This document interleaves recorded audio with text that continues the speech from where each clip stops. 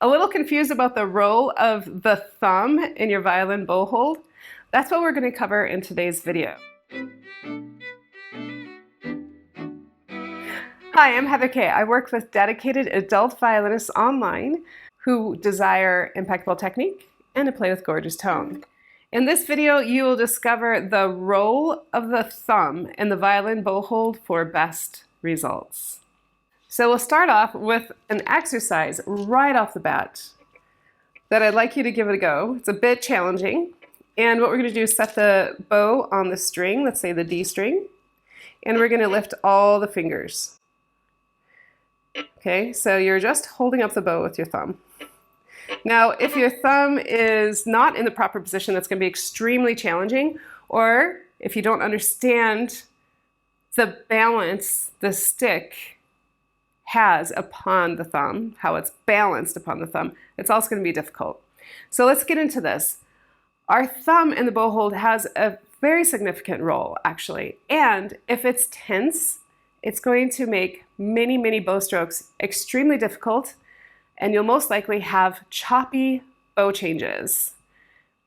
So let's discuss first exactly how the thumb fits in the bow hold. You may want to grab your bow while we discuss this, and we'll do this together. If you're starting off and you're kind of questioning even how to hold the bow, you'll want to check out my video on a balanced bow hold. I'm not going to get into detail today about all the other fingers and bow arm mechanics, that type of thing. We're really going deep into the thumb. So the thumb lives, I like to call half stick, half frog. So this is the home of the thumb, is right in this area. We want to be able to feel a little bit of the frog and at the same time a little bit of the stick. One of the biggest misconceptions I see with adult violinists that I work with is they are told when they play the violin at the beginning to have a bent thumb. And as young violinists, they are also told to have a bent thumb. So what I see happen is they think, okay, bent thumb, this happens. You see how that changed? So it's sitting here, bent thumb, because when people think bent thumb, immediately, okay, I'm going to bend my thumb. And it's in an unnatural position. We need this thumb to be in a natural position. This does not look natural, does it? And this causes tension along this muscle here and tightness. So if you're experiencing tightness in this area, or pain, or some sort of joint pain, or just all along tightness here, most likely because your thumb is not relaxed and it's not in its proper home. So yes, we do have a bent thumb as violinists, but it's not bent in this way. It's bent, flexibly bent, and it's sitting half stick, half frog. You also see it's angled in, okay? We're not sitting here like this with this weird rotation and the hand gets tight. This will also cause, I just felt it right now, it's going to cause some tightness even in the upper arm. So that is not what we want. So first, shake out the right hand and bring the stick to the right hand, okay? So we have the right hand all nice and relaxed. And all we're going to do is bring the bow to the right hand, okay? So I would suggest holding the bow with the left hand, shake out the right hand. What I'd like you to do is just kind of gently slide the stick on the thumb inside corner to that exact position of half stick, half frog, okay? So you see how it's angled in? It's more of a, it's angled in. So it's not like it's sitting like this, it's just naturally relaxed. And the inside corner is our anchor there, okay?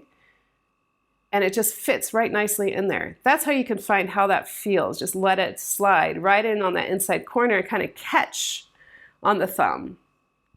This is one of the biggest misconceptions I see in the understanding of the bow hold when I've worked with adult violinists, whether they are returning adult violinists or whether they have a master's in music violinists.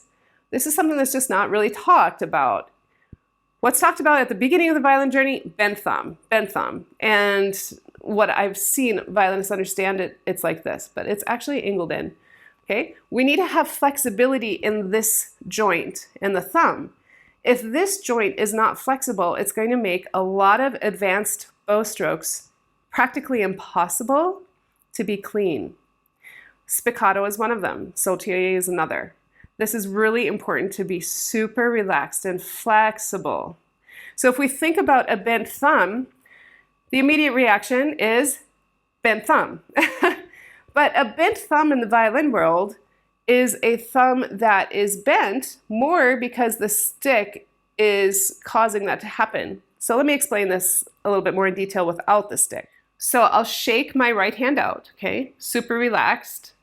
And just for this exercise, I'm going to bring it up as a relaxed hand, okay? So it's still relaxed here. And the thumb, this is my natural thumb in a relaxed state. It just has a natural bend to it. It's not that I'm bending it, okay?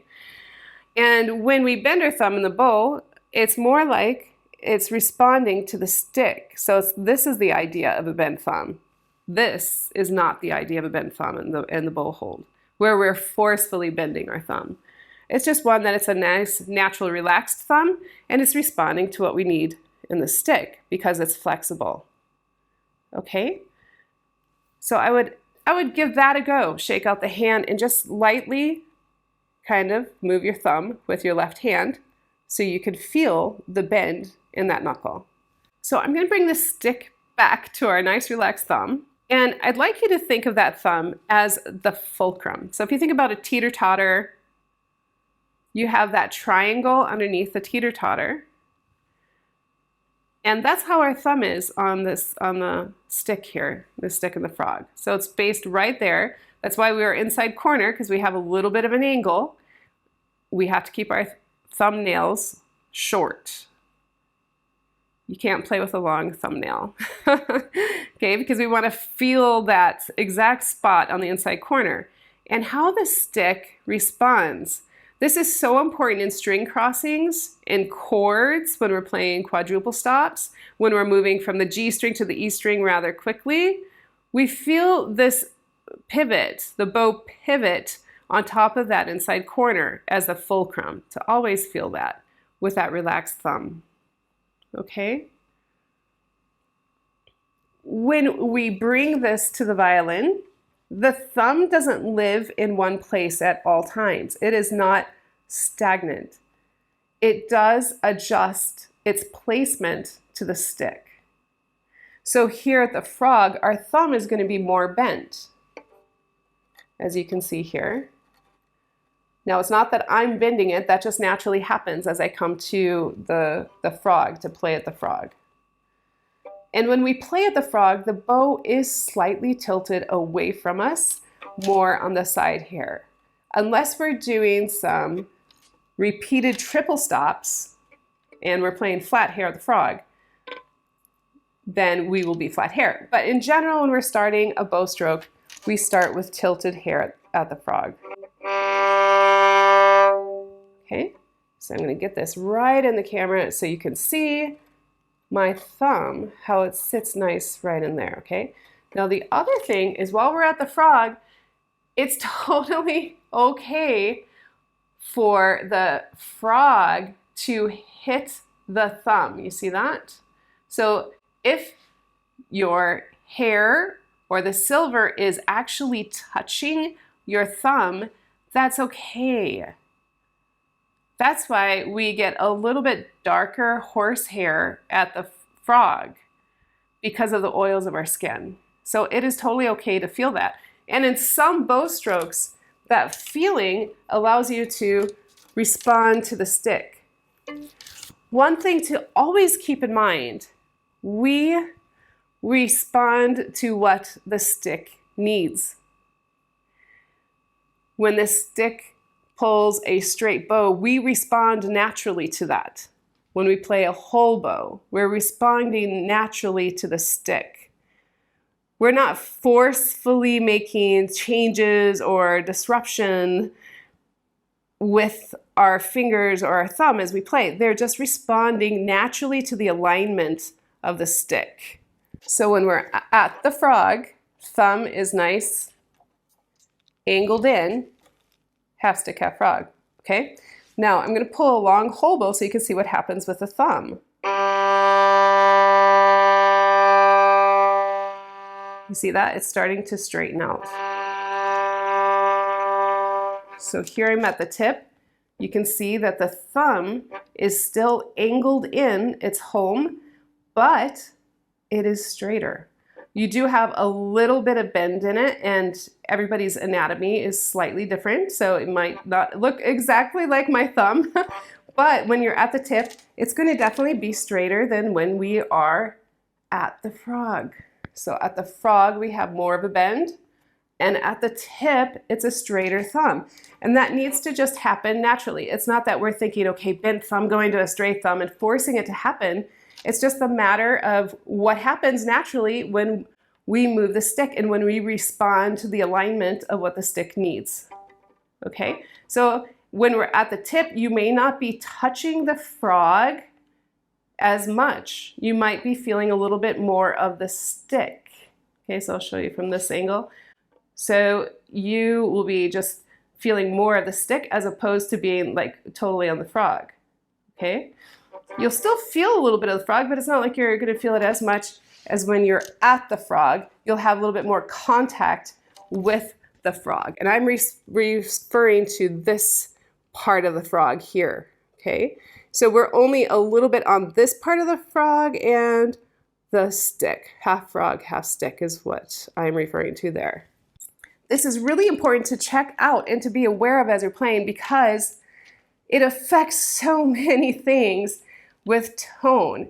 Bow changes. If the thumb is catching or getting stuck, the bow changes both at the frog and at the tip will not be as smooth.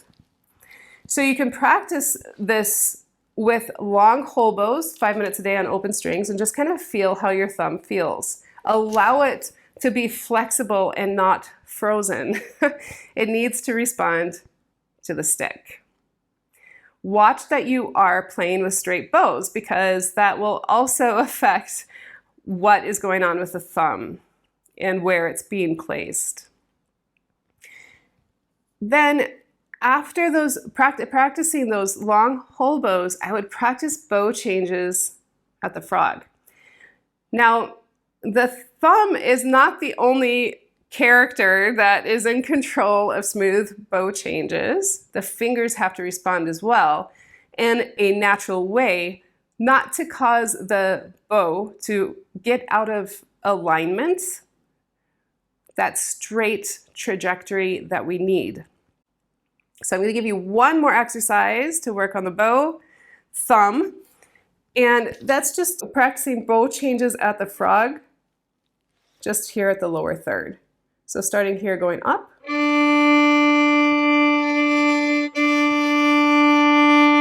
and down. So we're just practicing that bow change right there. And really feeling how your thumb is behaving. Okay, now here, if your fingers are not behaving, it's also going to be really difficult. But I'm not going to get into that in this video. If you understand that your fingers are getting in your way, or if you feel that you don't have enough information on the role of each finger in the bow hold and what needs to be done, I would highly suggest booking in a private session with me so we can discuss that. And if you really want to fix your bow hold, it would be good to do this in at least 6 sessions so we can reset your bow hold and give you the information that you need to understand the role of each individual finger. I'll leave a link in the description below and also in the upper right-hand corner of this video for you to book those sessions. Now, if your bow hasn't been behaving or this is new information for you, it's not something that's going to happen overnight. You're going to have to practice on a daily basis and be aware of it to change it. You may just have the information that you need and you may immediately feel better with what you're doing, but you just need to be aware of it in everything that you do. So I would practice 20 times a day just these bow changes at the frog. And listening that they're nice and smooth. Okay? And thinking about the roll of the thumb. Now you could also do bow changes at the tip as well.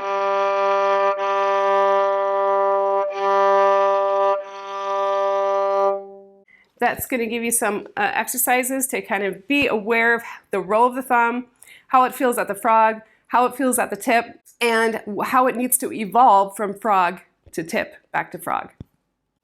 Happy practicing. Ciao.